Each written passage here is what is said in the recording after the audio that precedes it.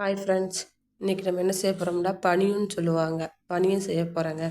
உங்கள் ஊர் சைடில் இது பேர் என்ன சொல்லுவாங்க? கமெண்ட் பாக்ஸில் கமெண்ட் பண்ணுங்கள். எங்கள் ஊர் சைடில் இது பனின்னு தாங்க சொல்லுவாங்க. இது மீன் குழம்பு கூட சாப்பிட்டா தோசை மாதிரி ஊற்றி சாப்பிட்டா சூப்பராக இருக்குங்க. நாங்கள் சாப்பிடுவோம். அதனால் நீங்கள் மீன் குழம்புலாம் சாப்பிட வேணாம், நார்மலாகவே சாப்பிடுங்க.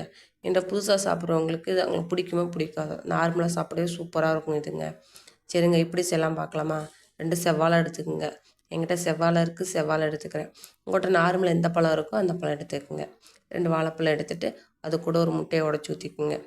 உங்களுக்கு நான் 2 ஸ்பூன் சர்க்கரை போட்டிருக்கேன். 2 ஸ்பூன் சர்க்கரை போட்டுட்டு 4 ஏலக்காய் போட்டுக்குங்க. இன்னும் வாசனையாக இருக்குங்க ஏலக்காய் போட்டால். 4 ஏலக்காய் போட்டு நல்லா அரைச்சி எடுத்து வச்சுக்கோங்க. உங்கள் தேவையான அளவுக்கு மைதா எடுத்துக்கோங்க. மைதா கூட நம்ம அரைச்சி வச்சுருக்கோம்லங்க, அது சேர்த்துக்கிறணுங்க. சேர்த்த பிறகு உங்கள் தேவையான அளவுக்கு தேங்காய் பூ இருக்குல்லங்க, தேங்காய் பூ துருவி போட்டாலும் சரி, என்ன மாதிரி திரிச்சு போட்டாலும் சரி. ஏன்னா என்னால் துருவ டைம் இல்லைங்க, அதனால் திரிச்சு போட்டிருக்கேன். நீங்கள் திரிச்சு போட்டாலும் சரி, திரிச்சு போட்டாலும் நல்லா தான் இருக்குங்க. தேங்காய் பூ உங்கள் தேவையை தக்கன போட்டுக்குங்க.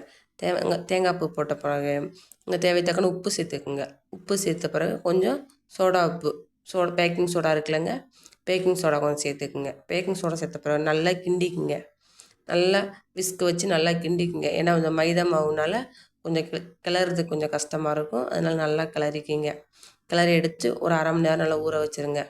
நல்லா ஊற வச்சிட்ட பிறகு நல்லா சட்டியை காய வச்சுக்கோங்க.